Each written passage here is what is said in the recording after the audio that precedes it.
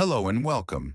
If you are here, I know you're wrestling with the oldest question in your heart, a question that has inspired poets to write their most beautiful verses and musicians their most touching melodies. Is this the right person? We've been taught a story, a fairy tale. According to that tale, when the right person arrives, life suddenly becomes easy. The sun shines brighter, birds sing more cheerfully, and all the puzzle pieces fall magically into place. We're told that we will never argue with them, that they will always understand us, that they will complete the missing half of our soul. And with this enchanted map in our hands, we wander through the world searching for this flawless being. But what if I told you this map is wrong? What if I told you that the real signs your soul is searching for do not appear in that comfortable, peaceful harbor, but in the stormiest of seas? Today, we're going to set aside those rose-colored glasses and look at the deep, unsettling, and transformative truth behind the idea of a soulmate. And on this journey, our compass will be the bravest explorer of the human psyche, Carl Gustav Jung. Because Jung reminds us that love is not a comfort zone, it is a growth zone. Superficial answers cannot soothe the deep longing of the soul, because that longing is not the desire to disappear into someone else. It is the desire to find yourself in another's mirror, to complete yourself. And this process is not the soft embrace we imagine. It is more often two souls colliding and chiseling each other's sharpest edges in a fiery and sacred act of sculpture. Now let's look at how life points you toward this person, the real shaking signs beyond the fairy tales. The first and most deceptively powerful sign life sends is the sacred discomfort. Contrary to popular belief, the right person does not always wrap you in cotton and keep you safe. Yes, there is a feeling of coming home beside them, a deep familiarity. This is the whisper of the anima or animus projection. But right beside that feeling, and sometimes even stronger than it, appears a discomfort, a jolt. This person crashes into the walls you've spent years carefully constructing. They make you question the rigid definitions you've used to declare, "This is who I am." They shake your comfort zone, your small, safe garden. Like a Zen master striking his student at an unexpected moment to spark enlightenment, this person delivers a blow to your soul. This is not a toxic discomfort. It is not belittling, degrading criticism. No. It is a disturbance that invites you to grow, that awakens the sleeping potentials inside you. After meeting them, you cannot continue your old life in the same way. They awaken the poet, the painter, the traveler, or that rebellious spirit you've buried for years. Meeting this person is like tossing a stone into the still surface of a lake. The reflections break, but the forgotten treasures at the bottom begin to stir. If this special person in your life gives you not only peace, but also a sweet restlessness, if their presence pushes you to ask questions you've never dared to ask, to take steps you've never had the courage to take, know that this is one of the strongest signs your soul can send. They are not here to lull you. They are here to wake you. The second and deepest sign is the safe harbor of the shadow. In the fairy tale, the right person sees only your best, brightest, and most beautiful self and falls in love with that. This is the ego's greatest desire, but not the soul's truth. Here is the most certain sign life sends. The right person is the first person in whose presence your darkest, most shameful, most primitive side, your shadow, feels safe enough to emerge. We each have a monster inside us, a creature society disapproves of, and we fear to admit even to ourselves. It may be our uncontrollable anger, gnawing jealousy, deep inadequacy, or selfish desires. We spend years locking this monster in a dungeon, placing a sign on the door that reads, "This is not who I am." And then that person arrives. And one day, in a moment of conflict or vulnerability, the door cracks open and the monster steps out. That moment is the turning point of the relationship. In an ordinary relationship, both sides run away in fear.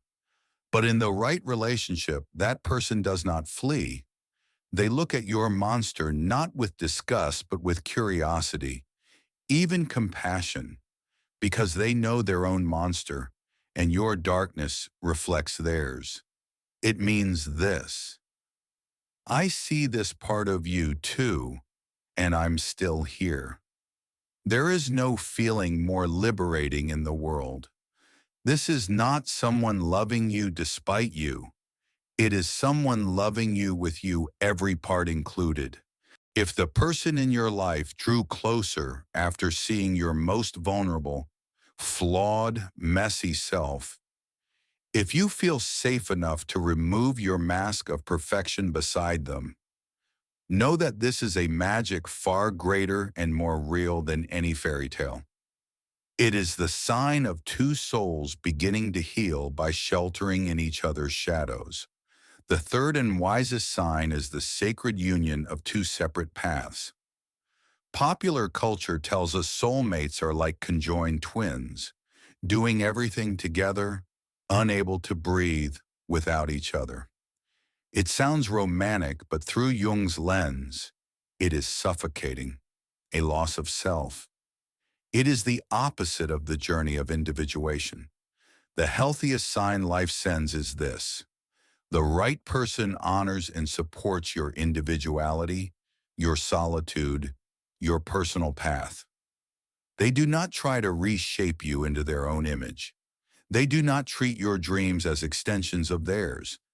They respect your ability to exist without them, and even encourage it. As Rilke said, it is two solitudes protecting, limiting, and greeting each other. Picture this: two massive trees growing side by side in a forest. Their roots touch deep in the soil, supporting each other, yet their trunks remain separate. Each grows toward the sky on its own. Each opens its branches freely. Each receives its own sunlight. One does not weaken in the other's shadow. This is the right relationship. Not two halves trying to complete each other, but two already whole beings choosing to continue their journeys together. If the person in your life supports your personal space, your friends, your hobbies, if they don't see your success as their failure but enjoy your glow, if you can feel both the warmth of we and the freedom of I at the same time, know that this is the most mature, wise, and lasting form of love. And finally, the moment that brings all these signs together, the peak, the moment of integration. Here, the deepest veil behind the question, who is the right person, is lifted. The right person does not come to make life easy, solve our problems, or rescue us. No, they are much more than that. The right person is our greatest catalyst for individuation. They challenge us, provoke us, and hold space for us so we can become the hero of our own life. Your relationship with them is not a destination. It is an alchemical laboratory. In this laboratory, two souls transform through fiery conflicts, tender acceptance, painful confrontations, and liberating distance. Lead, our ego's dark and rigid states, turns into gold, the integrated and luminous wisdom of the self. Do you understand? The real issue is not finding the right person. The real issue is having the courage to enter this difficult but sacred alchemical process when you meet them. That is why life sends you these signs: sacred discomfort, because you must grow. A safe harbor for your shadow, because you must integrate. Respect for two separate paths, because you must be free. These signs are not proof that the person is perfect. They are proof that the journey with them is right and necessary. And now at the edge of this deep conversation, I don't intend to hand you a prescription. I want to offer an invitation for you to return to your heart's own wisdom. Stop searching for a savior outside yourself. Let go of the fantasy that someone will come and complete you.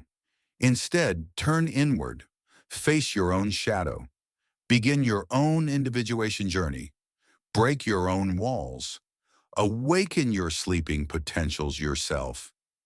When you become a whole and complete being within, the person you attract into your life will reflect that wholeness, respect it, and rise even higher with you. Then you will understand that the greatest love story is not about finding another person. It is about finding yourself more deeply in the presence of another. And this is a story far more real, far more powerful, and infinitely more beautiful than any fairy tale. If these words touched a string deep within your heart, let this space become a witness to our sacred journeys. Share in the comments how you recognize someone as a sign sent to you, not according to popular culture, but according to your soul. What sacred discomforts have you experienced? Which shadows have you made peace with?